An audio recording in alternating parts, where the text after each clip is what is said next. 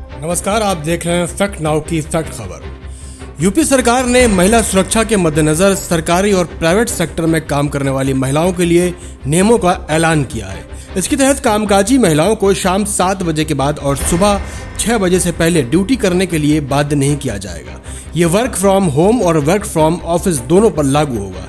यह आदेश labour and employment department के audition chief secretary Suresh Chandra ने जारी किया है। इसके अनुसार शाम 7 बजे के बाद और सुबह 6 बजे के पहले ड्यूटी करने के लिए एम्प्लॉयर को महिला कर्मचारी से लिखित सहमति लेनी होगी। अगर वो इस दौरान ड्यूटी करने से मना करती है तो इस आधार पर उसे नौकरी से नहीं निकाला जा सकता। अगर इस अवधि में महिला कर्मचारी वर्क फ्रॉम ऑफिस कर रही है तो नियोक्ता को उसे फ्री कैब के अलावा दूसरी सुविधाएं भी देनी होंगी। इसके अलावा उपरोक्त घंटों के दौरान काम करने पर मुफ्त परिवहन, भोजन और पर्याप्त पर्यवेक्षण भी प्रदान करना होगा। इसके साथ ही अगर विशेष परिस्थितियों में किसी भी कारणवश महिला कर्मचारी को रोका गया है तो उसके लिए उससे लिखित परमिशन लेनी होगी। इससे साफ जाहिर है कि योगी सरकार के इस फैसले के बाद अब उत्तर प्रदेश में किसी भी महिला को काम पर नाइट शिफ्ट में नहीं बुलाया जा सकता और न ही देर रात तक ड्यूटी कराई जा सकती है। योगी सरकार ने महिलाओं को सुरक्षा को ध्यान में रखते हुए ये बड़ा फैसला लिया ताकि यूपी में बढ़ रहे अपराध कम हो सके। इस आदेश में ये भी कहा गया कि सरकार की गाइडलाइंस का पालन नहीं किया गया तो संस्थानों पर कड़ी कार्रवाई होगी। कुछ गाइडलाइंस का पालन ये है: महिला कर्मचारी के लिखित में नाइट शिफ्ट की इजाजत देने पर कंपनी को पिक एंड ड्रॉप दोनों ही फ्री देने होंगे।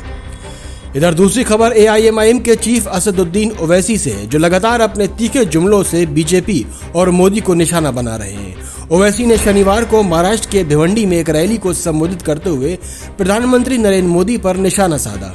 उन्होंने कहा कि बीजेपी ताजमहल के नीचे मोदी की डिग्री ढूंढ रही है और एनसीपी ने शिवसेना से निकाह कर लिया, लेकिन दुल्हन कौन है? ओवैसी ने कहा कि भाजपा इस बारे में बात करती रहती है कि मुगल भारत के बाहर से कैसे आए, जबकि केवल द्रविड़ और आदिवासी ही भारत से हैं। ओवैसी ने कहा कि भारत न मेरा है, न ठाकरे का, न मोदी शाह का। अगर किसी का भारत है तो वो है द्रविड़ और आदिवासी। भाजपा RSS मुगलों के बाद ही आए हैं। मेरा भी नहीं है भारत, ना उद्धव ठाकरे का भी है, ना ओवैसी का है, ना मोदी का है, ना शाह का है। भारत अगर किसी का है तो द्रविडियन का है, आदिवासियों का है। द्रविडियन और आदिवासियों का है। मीडिया बोलो तो उनको मसाला दे रहा हूं। भारत का गठन अफ्रीका, ईरान, मध्य और पूर्व एशिया से लोगों के पलायन के बाद ही हुआ है। रैली में ओवैसी ने बिना नाम लिए कहा कि कहीं इनको दाढ़ी से दिक्कत है, टोपी से दिक्कत है, मस्जिद से दिक्कत है और आजान से दिक्कत है। जब देश में बाबरी मस्जिद का फैसला आया था तब मैंने कहा था कि अब इसके बाद ज्ञानवापी, मथुरा और बाकी सब जगहों का नाम लिया जाएगा और आज वो सब सच हो रहा है। उन्होंने कहा कि आज देश में कोई बेरोजगारी की, महंगाई की बात नहीं करता। आज मुस्लिमों को बीजेपी का डर दिखाया जाता है। ओवैसी ने इस दौरान महाराष्ट्र के महाअघाड़ी सरकार पर भी कटाक्ष करते हुए कहा, महाराष्ट्र चुनाव में एनसीपी नेता ओवैसी को वोट देने के लिए कह रहे थे ताकि बीजेपी और शिवसेना को रोका जा सके, लेकिन चुनाव के बाद एनसीपी ने शिवसेना से निकाह कर लिया। मुझे नहीं पता कि तीनों दलों में से दुल्हन कौन है। आप देखते रहिए फैक्ट नाउ की फैक्ट खबर।